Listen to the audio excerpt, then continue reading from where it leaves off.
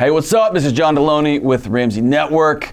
Hope you're doing well. Hope you're staying safe and being smart and being kind. Today we are continuing our conversation about how to help somebody with anxiety that you love in the moment, right now. This series was inspired by an email from an awesome husband named Chris, who wrote in and said he wanted to be a fire extinguisher for his wife's anxiety. He wanted to learn how to better support her as he's watching the woman he loves grind herself down through accomplishment, work, trying to be a perfect mom, perfect wife, perfect domestic house peacekeeper, all of it. And he just wants to learn how to love her better. So if you haven't watched the videos, Everything You Know About Anxiety is Wrong, 1, 2, and 3. The link is below right here. Watch those videos. Because in those videos, I talk about anxiety is just a fire alarm.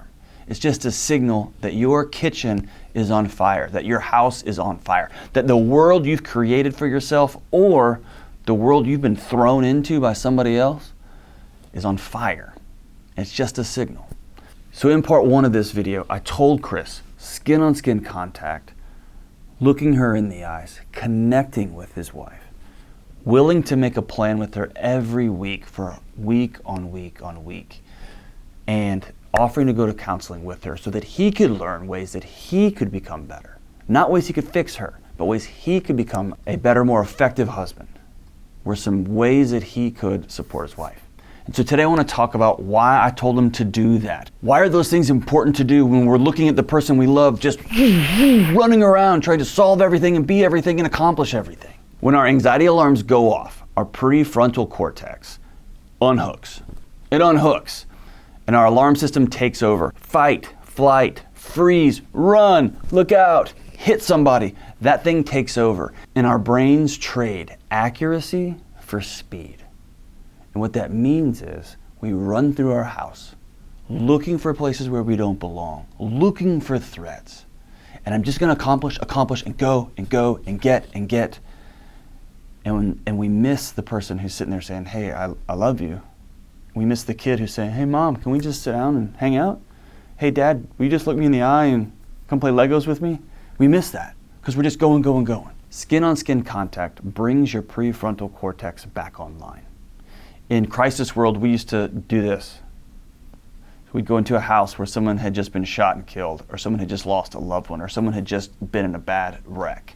And I would see my partner from across the room, and they would just say this. And what that meant was, we need to get this person from fully limbic to prefrontal cortex. We need to get them from, there's danger here, to there was danger, but you're safe right now.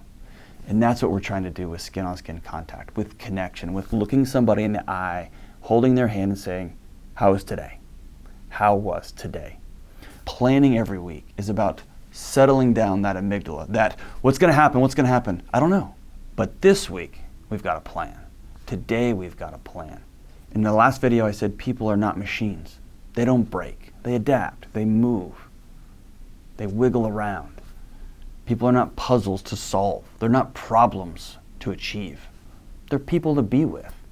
And so by asking, hey, can I go to therapy with you so I can learn some better tools for me so that I can support you better? Number one, that brings somebody back online. That brings them peace. I've got support. I'm anchored into something. And so I may feel like I'm swaying in the wind, but I'm anchored in. We live in a culture that tells us, I am my own self. I am responsible for me. I can pull myself up by my own bootstraps and solve all of my problems by myself. That is a lie. We co-regulate our emotions. Our body is always scanning for, how are you? How are we? How are we doing? Think about when a mom hugs a baby and holds her close to her chest. Their heart rates sync up. Their breath cycles sync up. Grown-ups do the same thing. When someone you love is anxious and exhausted and accomplishing and spinning, and you take out the trash and so they come up with something else, focus on connecting. Focus on being still. Focus on doing your part of the co-regulation. Breathing deeply, looking them in the eye, touching them on the hands. Asking them, how can I serve you today? What's your picture of what today is going to look like? Can I come with you to learn some more tools so that I can be better for you?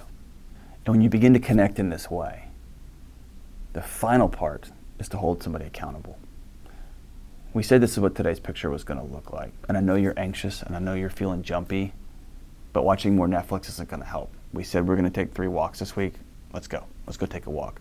Because I love you enough to hold you accountable. That's not shaming you. That's not piling on. That's not adding to.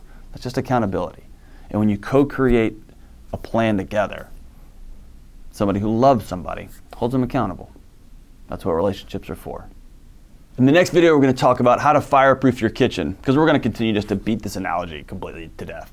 How do you co-create a world with your kids, with your partner, with your family that helps everybody be less anxious, more present, more together, and gives them an opportunity to, over time, function with less fire alarms going off everywhere? This is Dr. John Delony with Ramsey Network. Leave all of the internets, follow, subscribes. Call. This is Delony. Have a good week.